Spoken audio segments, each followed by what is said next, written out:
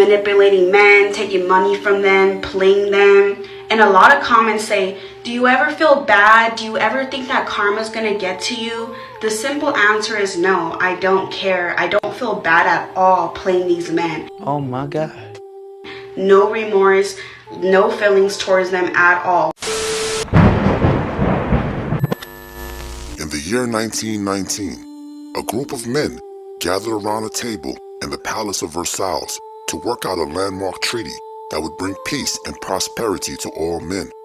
This treaty, later coined the Hunts Point Compromise, established a sort of maximum cost or allowance for rented sexual practices or escort services. The grandfather of Lord Destro, Duke Surveille Toucher, worked diligently behind the scenes to add the foundations of today's so-called GF experience to the treaty.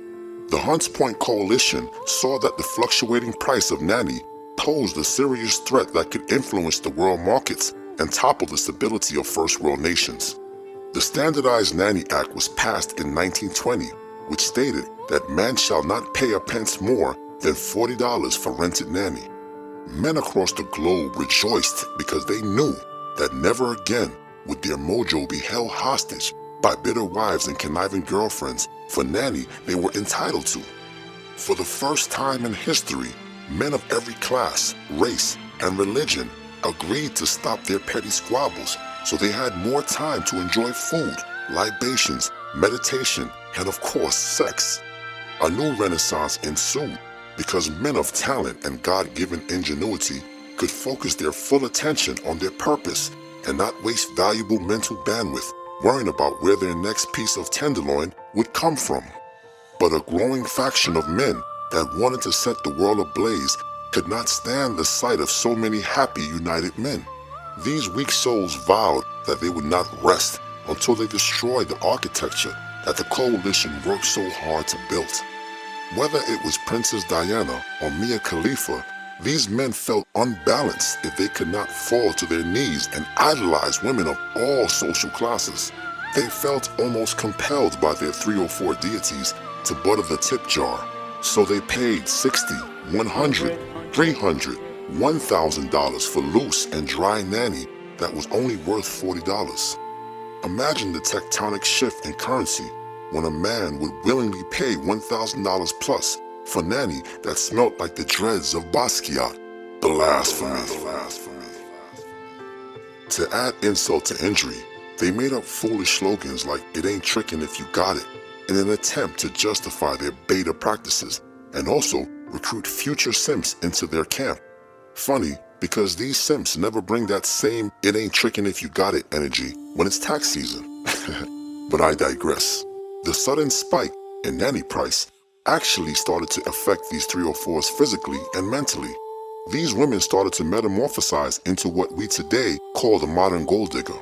Like vampires, they were alive but dead, missing a soul or inner compass. They survived off literally consuming money from mentally weak men.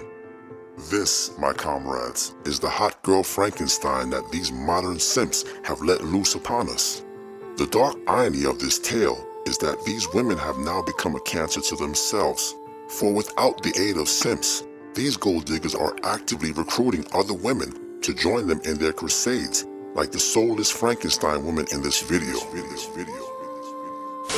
So you girls know my channel's about manipulating men, taking money from them, playing them. And a lot of comments say, do you ever feel bad? Do you ever think that karma's gonna get to you? The simple answer is no, I don't care. I don't feel bad at all playing these men. No remorse, no feelings towards them at all. Every time I do a guy dirty, the only thing that goes through my head is, did I elevate? Am I in a better position than I was yesterday? Am I happy? And if all those answers are yes, then I did amazing. I could care less. I actually envy myself a lot. If the most smartest people on this earth said, if you don't need to work, then don't work. I found out how to not work and get my business fund just by the way I talk. I could care less about how these guys feel. If their heart's broken because of me, that's something they need to personally deal with. That's their fault for getting their hopes up. Don't care. My comrades, if you remember nothing from this video, remember these words. #protect the bag. Hashtag protect the bag. But wait a minute, you didn't smash the bell and press the like button. The last flag. And although you will never be worthy of a monarch such as myself, Lord Destro would suggest that you poor fools at least give oligarchy a try. So here, Destro has spoken.